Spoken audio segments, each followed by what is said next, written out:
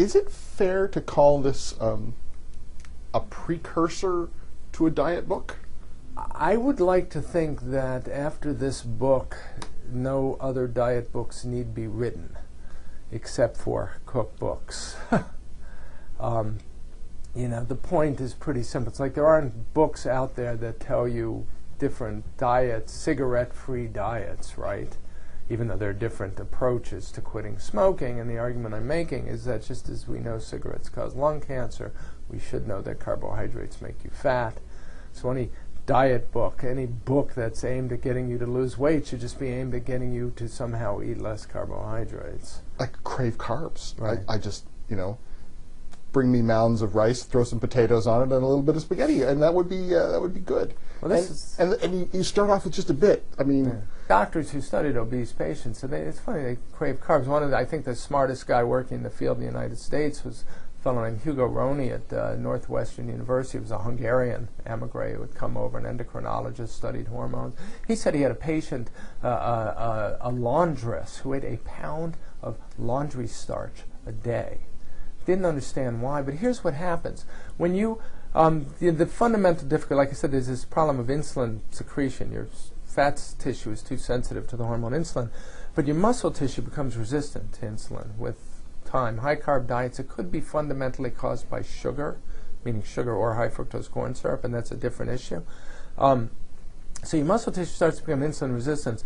Your pancreas responds by secreting more insulin, because the insulin's trying to keep blood sugar down after a carbohydrate-rich meal. So you end up with elevated levels of insulin in your blood, called hyperinsulinemia, and that's common in obese subjects.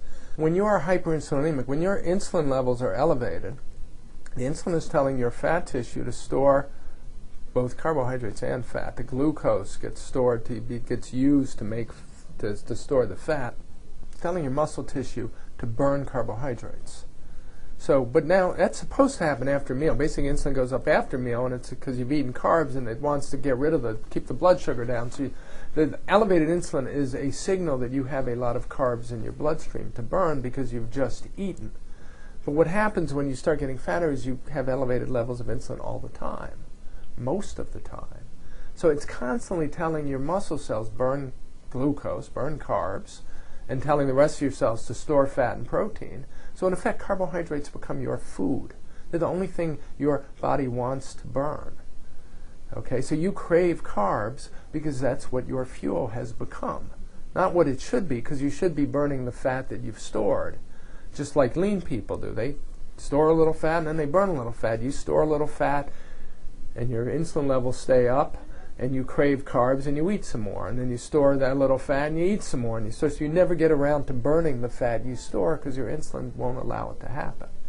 And as early as 1965, Rosalind Yalow and Solomon Burson, who invented the technique for measuring hormones in the blood and then realized that obese and type 2 diabetics had high insulin levels all the time, they pointed out the fundamental way to lower insulin levels, to get fat out of the fat tissue and burn it, is to lower insulin levels.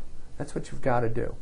You know, most diets do that to some extent, because most diets get rid of the carbs. You know, lower carb content, even a low-fat diet will lower the carb content, improve the quality of the carbs. So they'll get rid of what's called high glycemic index carbohydrates and sugars. But they'll also get rid of the fat and protein, so they'll starve you. You know, if you don't want to be starved all the time, and if you're starved all the time, you're likely to go off the diet and maybe binge eat. If you don't want to be starved all the time, then you keep fat and protein high and just cut the carbs. Now you've gotten the insulin levels down, you're going to burn your fat, you'll have more energy, you'll probably want to exercise if you haven't done it because you suddenly have the energy to exercise.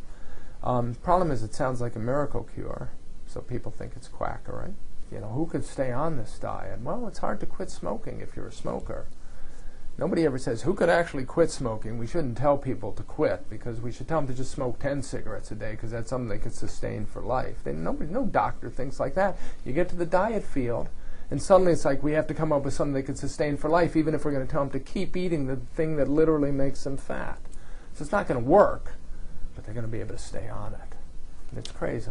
The book is Why We Get Fat and What to Do About It. I've been speaking with the author, Gary Taubes, and Why We Get Fat, published by Knopf.